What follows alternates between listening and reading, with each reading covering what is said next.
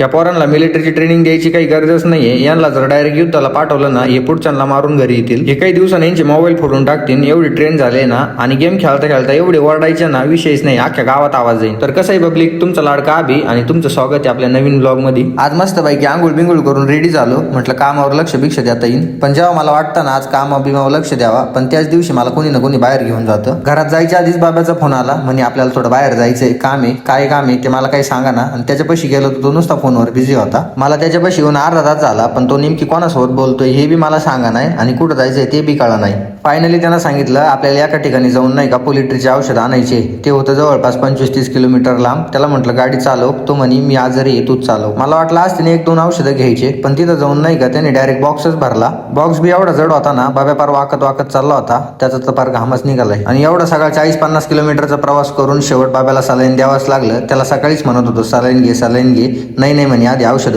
घेऊन येऊ म्हणे. संध्याकाळी ग्राउंडवर गेल्यानंतर बघितलं तर काय, हे सगळे एका लाईनीतच बसले होते. यांच्यामध्येच युद्ध चालू होतं. आणि डॉक्टर तर गेम खेळता खेळता एवढं ओरडायचं, नेमकी याला होतं काय हेच कळत नव्हतं. भयान डॉक्टर तर एवढा हसायचा, नेमकी यांना झालंय काय, येडबीड लागलं काय हे बी कळत नव्हतं. नुसते येड्यावानी पडू हसायचे आणि त्यांच्यामुळे आम्हाला बी कंट्रोल नव्हतं होत. चला हसता हसता तुम्हाला गुड नाईट म्हणतो. आणि ब्लॉगला लाईक करायला आणि कमेंट करायला विसरू नका. आणि जर फॉलो करेल नसेल तर लगेच फॉलो करून घ्या बरं.